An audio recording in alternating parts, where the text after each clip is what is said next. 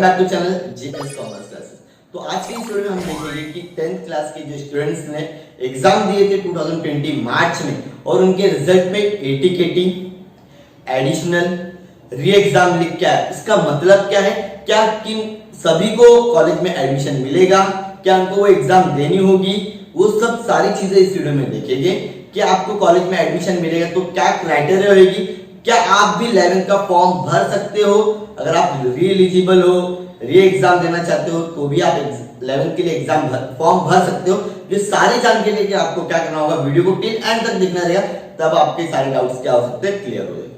ठीक है, उससे पहले मैं पूरा वीडियो शुरू करूं तो अगर आप मेरे चैनल पे न्यू हो students and friend, please channel को सब्सक्राइब कर दो और जिन्होंने किया है साथ ही साथ अगर आपको वीडियो पसंद आई तो प्लीज इस वीडियो को लाइक करना भूलना मत और अपने दोस्तों के साथ में जरूर से जरूर शेयर करना। ठीक है, तो सबसे पहले हम आते हैं ATKT, जिसको हम लोग कहते हैं एडिशनल एग्जाम। अगर आपके रिजल्ट में ATKT वर्ड लिख के आया, फिर से सुनो क्या बोला मैंने, अगर आपके रिजल्ट में ऐसा लिख के आता है ATKT and eligible for 11th, मतलब आप 11th में एडमिशन ले सकते हो, दैट मींस आप ऑनलाइन फॉर्म भर सकते हो। सबसे पहला डाउट क्लियर हुआ, अगर आप फेल हुए नहीं, आपको 11th में एडमिशन मिलेगा, डाउट क्लियर हो गया। लेकिन आपके 2 सब्जेक्ट जो भी गए होंगे, फेल हुए रहेंगे, मार्क्स कम आ रहेंगे, उसका आपको री एग्जाम देना होगा। फिर से ध्यान से सुनो, उसको आपको री एग्जाम देने का। आपने 11th में ले लिया एडमिशन, 11th तो आप पास हो जाओगे आराम से, लेकिन आपकी जो 2 बचे सब्जेक्ट है, जो 10th में KT थी, आपको उसको क्लियर करना होगा। सर उसका एग्जाम कब होगा, उसके लिए एक और वीडियो में जरूर बनाऊंगा, उसमें सारी जानकारी आपको मिल जाएगी, उसकी डेट क्या है।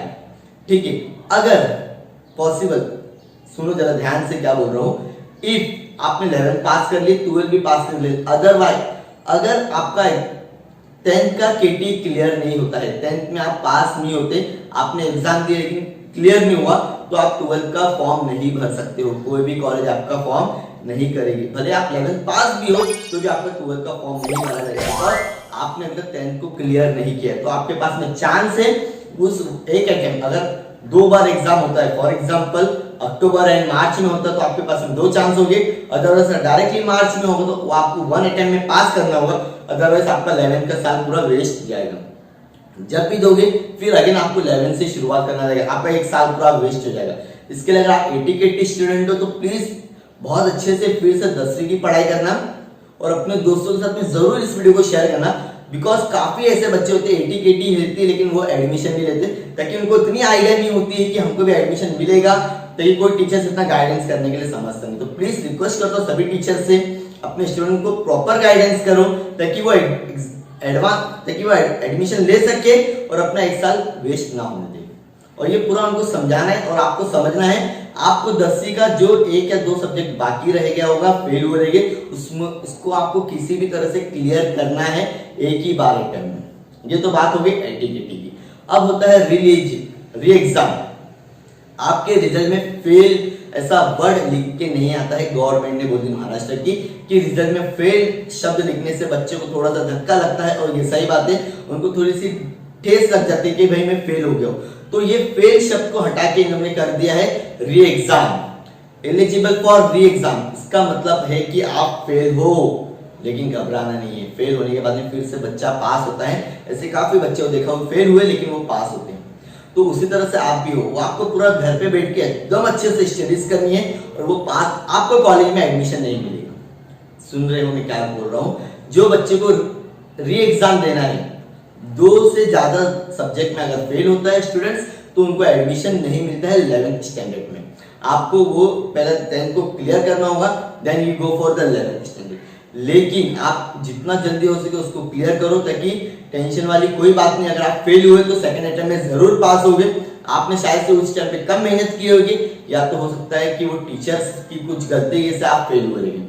अगर आपको ऐसा लगता है तो आप अपने मार्क्स को वेरीफाई करा सकते हो, अपना फोटोकॉपी मंगा सकते हो बोर्ड की तरफ से, जो कि इसका भी वीडियो मैंने बना चुका हूं, किस तरह से आप उसको वेरीफाई करवाना है और अपने पेपर को मंगाना है। तो उसके लिए आपको मैं वीडियो के डिस्क्रिप्शन में लिंक दे दूंगा, जरूर उस वीडियो को देखना, शायद से 1 या 2 सब्जेक्ट में आप पास हो जाओ। तो इस वीडियो में हमने जानकारी दी है कि 10वीं में अगर आप ATKT हो या री एग्जाम हो तो किस तरह से एडमिशन किसको मिलेगा और किन स्टूडेंट को नहीं मिलेगा। तो अगर आपको वीडियो पसंद आया या समझ में आ गया तो प्लीज इस वीडियो को लाइक करना, अपने दोस्तों के साथ जितना हो सके शेयर करो ओके, और अभी तक आपने चैनल को सब्सक्राइब नहीं किया तो प्लीज चैनल को सब्सक्राइब कर दो, साथ के साथ बेल आइकन को प्रेस कर दो, बिकॉज आपकी जब भी न्यू डेट आती है एग्जाम की, री एग्जाम की, फिर से सुना क्या बोला, री एग्जाम की आपकी जब भी डेट आती है तो आपको इसी चैनल पे मिलता रहेगा। तो उसके लिए आपको क्या करना होगा, चैनल को सब्सक्राइब और बेल आइकन को। ओके, वीडियो बहुत इंफॉर्मेटिव लगी होगी तो प्लीज प्लीज प्लीज रिक्वेस्ट करता हूँ फ्रेंड्स, लाइक जरूर करना। सो मिलते हैं नेक्स्ट वीडियो में। Thank you so much for watching my video. Bye bye, जय हिंद।